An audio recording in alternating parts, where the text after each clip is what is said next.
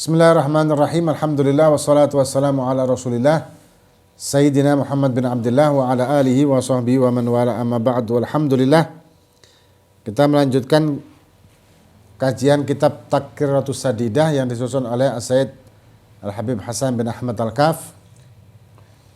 Dan kita masuk ke masalah bab-bab tentang makruhat sholat.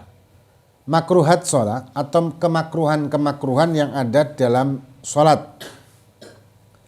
Dikatakan kemakruhan di dalam sholat ini ada terbagi menjadi 4 kategori. Ya, makruh-makruhnya ini terbagi menjadi 4 kategori.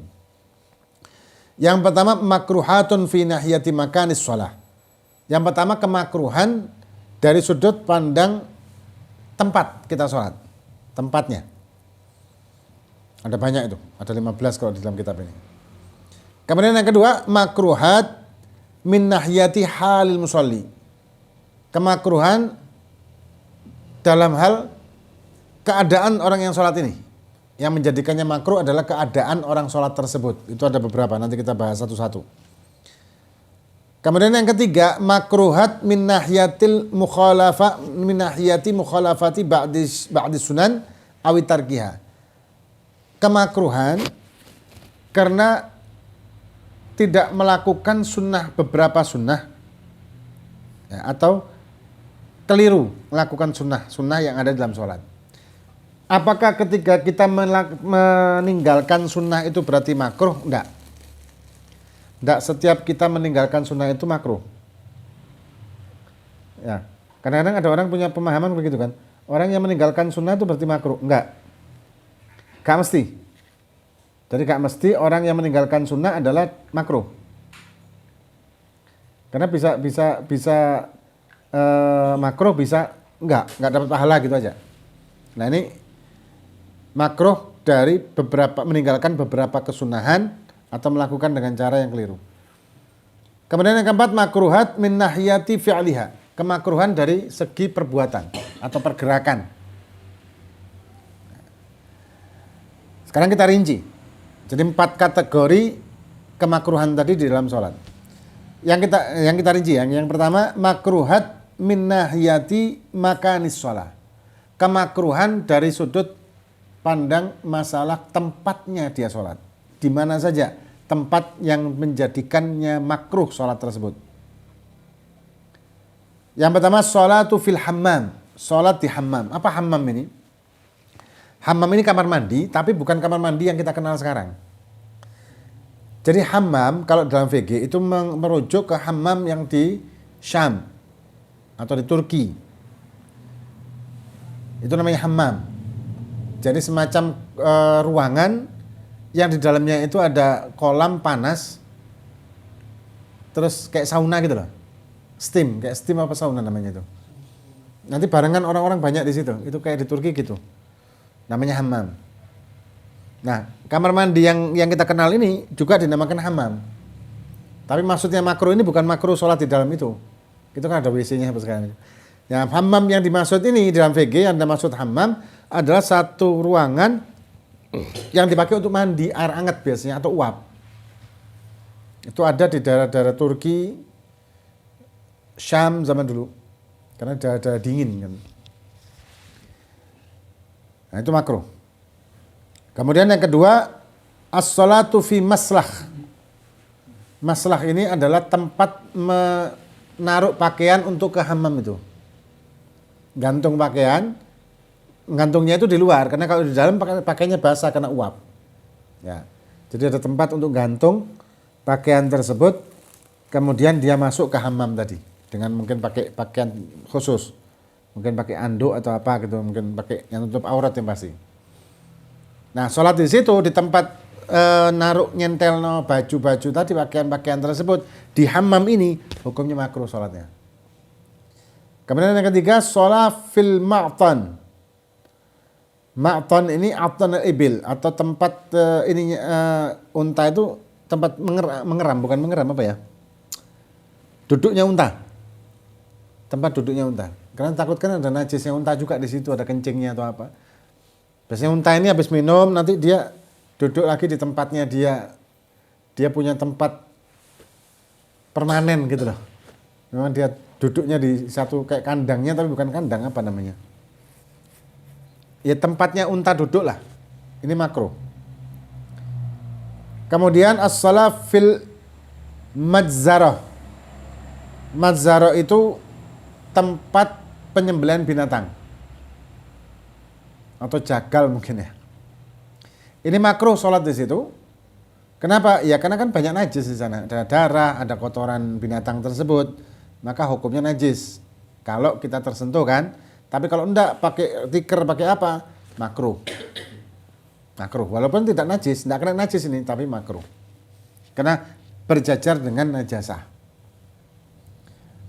Kemudian as-shalah fi maqbarah alladzi lam tunbash. Makruh sholat di kuburan yang kuburan ini tidak pernah digali. Makruh.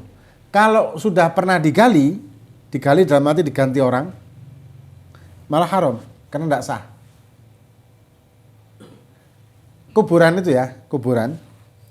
Kalau di Indonesia ini kuburan itu biasanya satu orang satu. Kalau di daerah-daerah yang susah tanah, biasanya satu kuburan itu bisa berisi 2 atau 3. Kalau jenazahnya itu sudah hancur gitu, diisi lagi orang lain. Ya, anak dengar khabar itu kan Mbah Maimun waktu digali makamnya ternyata utuh. Nah di Saudi itu kalau jenazahnya utuh, tidak bakal diganti orang, langsung dipermanen. Langsung dipermanen sudah. Mbah Maimun, Masya Allah, yang mahali memang ya. Nah, benar aulia. Ya, kalau kita ya ukuran dinoan mungkin 16. Nah, yang digali lagi untuk diganti orang, tanahnya yang di bawah ini kan bercampur dengan najisnya mayat ini. Mayat ini dengan hitungan waktu tertentu kan dia berubah menjadi najis, meledos. Keluar kotoran-kotoran dari perut dan sebagainya. Najis kan? Nah, ketika najis, kemudian digali lagi, keluar. Maka tanah yang kena najis tadi kan kecampur dengan tanah yang di luar. Otomatis ketika kita sholat di atasnya tanpa alas kaki, hukumnya najis. Tidak sah sholat kita. Tapi kalau lam yunbas tadi ini, tidak pernah digali sama sekali. Jadi tanahnya itu utuh, tidak pernah digali.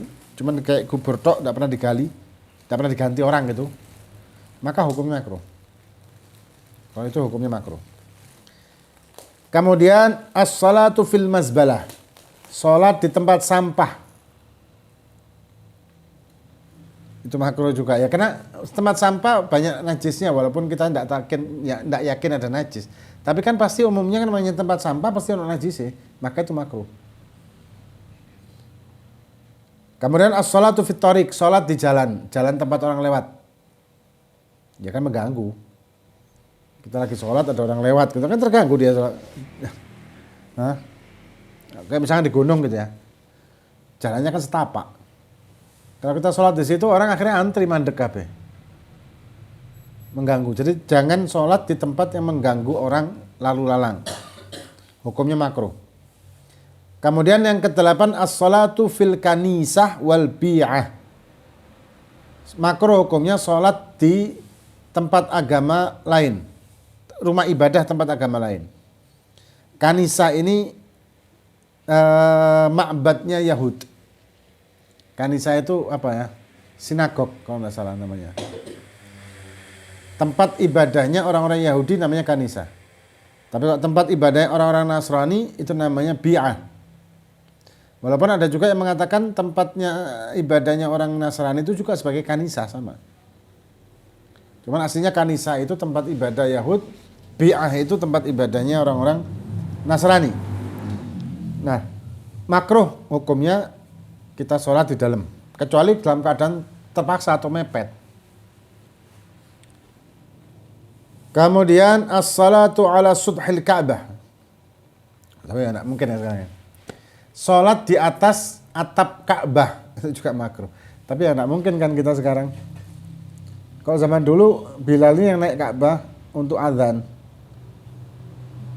Tapi kalau sekarang ya mungkin ya tukang bersih-bersih aja yang bisa naik sana.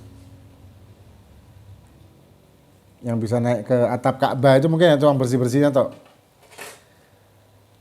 Kemudian as-shalah fi batnil wadi ma'at tawaqqu'is suyul. Salat di di lembah. Di lembah ini sering terjadi banjir. Ini makruh hukumnya. Jadi kalau ditakutkan di lembah tersebut akan ada banjir, maka hukum sholat di lembah itu makruh. Karena membahayakan kan, otomatis. Walaupun tidak yakin. Tapi kalau yakin pasti banjir, sholatnya jadi haram. Karena yakin pasti ada banjir. Karena hujannya deras sekarang ini, pasti banjir tidak suwe lewat sini. Lalu terus malah sengaja sholat di situ, ya haram. Karena yakin akan bahaya. Tapi kalau tidak yakin akan bahaya, tapi itu bisa terjadi bahaya juga di situ, hukumnya makruh. Kemudian yang ke-11, sholat maudhi'il maqs wa mithlahu kullu ma'siyah. Sholat di tempat pungutan maqs itu pungutan pajak itu termasuk maqs. Itu makruh kita sholat di situ. Ya, makruh hukumnya. Termasuk juga tempat-tempat maksiat, itu hukumnya juga makruh. Kita sholat di tempat-tempat maksiat. Kalau ada alasan supaya mereka dapat hidayah, ya apa ya? Ini kadang-kadang bukan begitu caranya. Ada viral video-video ya di TikTok ya apa? Jadi kayak tempat hiburan gitu, bikin selamatan, pakai ngaji, pakai baca doa, sing ndonga, wetok-wetok pakaiannya ya begitulah. Terus ada khomer-khomernya apa segala macam. Iki opo-opoan. Ada komentar-komentarnya, enggak apa-apa supaya terisi di tempat tersebut yang tidak pernah diisi sholawat, jadi terisi sholawat. Enggak tempatnya. Sholawat itu muhtaram. Sholawat itu mulia, Quran itu mulia, doa-doa itu mulia, istighosah, tahlil itu mulia. Enggak seyogyanya, enggak sepantasnya ditaruh atau dilakukan di tempat-tempat yang tidak mulia. Kan begitu tuh harusnya. Bukan, ya enggak apa-apa kan. Mereka mungkin malu mendatangi majelis, ya kita mendatangi mereka. Iya kalau nanti ada hasil, kok tidak ada hasil? Dalam arti begini, ente sering ngaji di situ, iya. Sudah berapa orang yang mentas dari situ? Sudah berapa orang yang tobat? Ada enggak? Ya mungkin ada 1-2. Di antara 1000 orang hanya 1-2.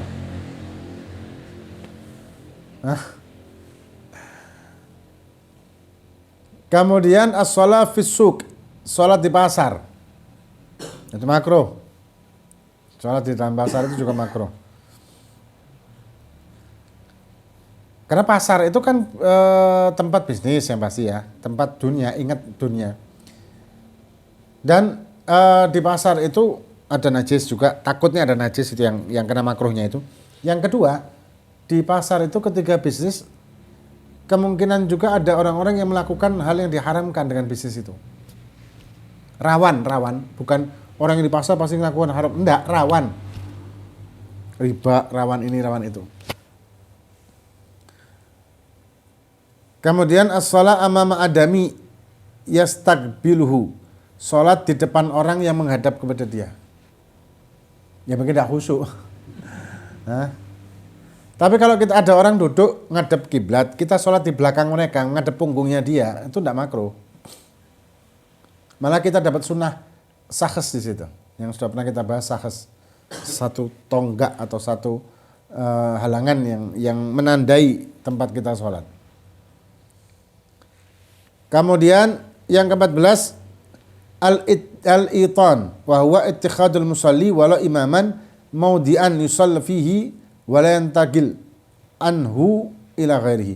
Jadi satu tempat yang diklaim oleh imam atau makmum di masjid dan dia sholat di situ tanpa boleh ada yang menempati, jadi tidak pindah, itu juga makruh. Ya, karena kan tidak bisa kita mengklaim tempat di masjid itu. Mengklaim tempat, ini tempat duduknya saya, wis ada orang diusir. Tidak boleh. Yang terakhir as-shalah musawiyan lil imam fil mauqif. Salat sejajar dengan imam ini makruh. Kenapa? Karena rawan batal. Posisi makmum dengan imam ini, si makmum, tumitnya si makmum itu tidak boleh melebihi tumitnya si imam. Kalau tumitnya makmum melebihi tumitnya imam, maka batal sholat jamaahnya. Nah kalau pas persis antara tumitnya imam dengan tumitnya makmum ini sejajar, kan bisa kemungkinan kegeser-geser, akhirnya tumitnya si makmum melebihi tumitnya imam, makanya batal. Maka itu hukumnya makruh jejeran kayak gitu. Kecuali kondisional, memang tempatnya sempit. Beda lagi.